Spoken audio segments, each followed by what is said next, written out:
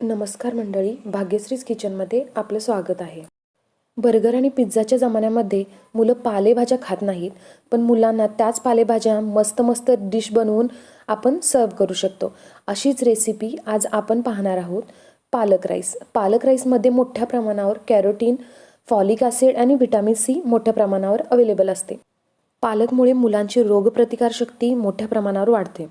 आजची रेसिपी एकदम सिंपल आणि सोपी आहे. चला तर मग लगेच स्टार्ट करूयात आजच्या रेसिपीला. इथे मी पालक राईससाठी एक मोठी जोडी पालक आहे, त्याच्यामधला अर्धा पालक मी स्वच्छ धुवून सुकून घेतला आहे. आता हा पूर्ण पालक आपल्याला एका मिक्सरच्या भांड्यामध्ये काढून घ्यायचा आहे. त्याच्यानंतर आपल्याला त्याच्यामध्ये ॲड करायचं आहे थोडीशी कोथिंबीर. मस्त कोथिंबीरचा स्वाद येतो. आणि त्याच्यानंतर आपण थोडासा पुदिना ॲड करतो आहे आणि 2 ते 3 मिरच्या ॲड करायच्या आहेत. ग्रीन चिली आपण यूज करतो इथे. तुम्ही मिरची कमी जास्त करू शकतो. आणि 5 ते 6 लसणच्या पाकळ्या. आता ही याच्यामध्ये थोडेसे चवीपुरतं मीठ ॲड करून आणि थोडंसं पाणी थंड यूज करायचं आहे, जेणेकरून ह्या पेस्टचा कलर बदलणार नाही आणि पेस्ट मस्त ग्रीन कलरमध्ये आपल्याला दिसेल. थोडंसं पाणी ॲड करून आपल्याला ह्याचं मिक्सरमधून पेस्ट करून घ्यायची आहे. हे पहा, एकदम स्मूथ अशी पेस्ट करून घ्यायची आपल्याला. आता मिक्सरचं भांडं आपल्याला साईडला काढून ठेवायचं आहे आणि आपल्याला गॅस ऑन करून त्याच्यावर एका कुकरमध्ये आपल्याला 2 चम्मच इतकं तेल आपल्याला गरम करायला ठेवायचं आहे. तुम्ही तेल कमी जास्त करू शकता. इथे मी 2 चम्मच तेल यूज केलेलं आहे. आता तेल मस्त गरम झाल्यानंतर आपल्याला मोहरीची फोडणी द्यायची आहे.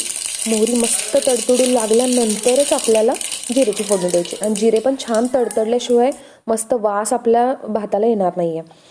त्याच्यानंतर जिरे तडतडून झाल्यानंतर मी इथे 2 तेजपत्ता ॲड केलेत. 4 आपल्याला लवंग यूज करायचे, थोडेसे मिरे, 1 इंच इतके 2 तुकडे मी दालचिनीचे त्याच्यामध्ये ॲड केलेले आहेत.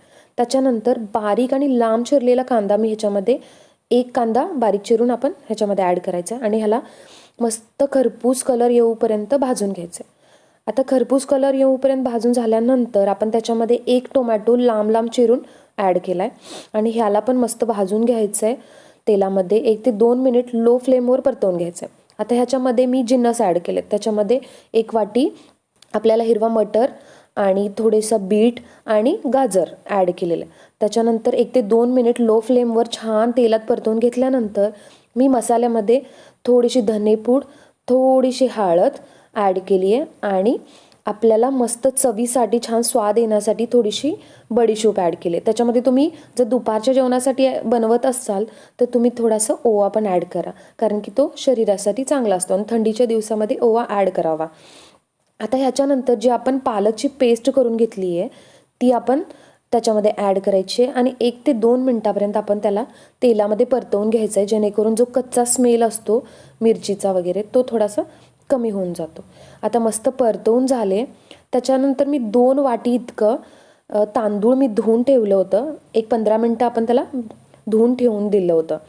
त्याच्यानंतर आपण ते तांदूळ ह्याच्यामध्ये ॲड करतोय कुकरमध्ये आणि परत आपल्याला ह्या तेलामध्ये ते तांदूळ आहेत ते परतवून घ्यायचे आहेत 1 ते 2 मिनिट. फ्लेम आपल्याला लो टू मिडियमवरच ठेवायची, जेणेकरून आपला जे सगळे जिन्नस असतील ते कुकरच्या तळाला चिटकणार नाही. त्याच्यानंतर परतवून झाल्यानंतर आपल्याला ह्याच्यामध्ये 2 ग्लास इतकं पाणी ॲड करायचं आहे. जर तुम्हाला स्मूथ भात शिजवायचं असेल मुलांसाठी तर तुम्ही थोडंसं पाणी जास्त ॲड करू शकता. मी इथं कोलम राईस यूज केला आणि त्याच्यामध्ये 2 ग्लास इतकं तांदूळ ॲड केले आणि चवीपुरतं मीठ. आता आपण ह्याला झाकण लावून घ्यायचं आहे आणि 3 ते 4 शिट्ट्यामध्ये आपला एकदम मऊ आणि छान असा पालक राईस तयार होतो. हे पहा, मस्त राईस बनवून रेडी झालेला आहे. इथे मी वाडा कोलम यूज केला आहे आणि ही रेसिपी जितकी सोपी आणि साधी आहे तितकी पौष्टिक पण आहे. मुलं जास्त करून पालेभाज्या खायला नकार देतात, तर तुम्ही अशा मस्त रेसिपी त्यांना बनवून सर्व करू शकता.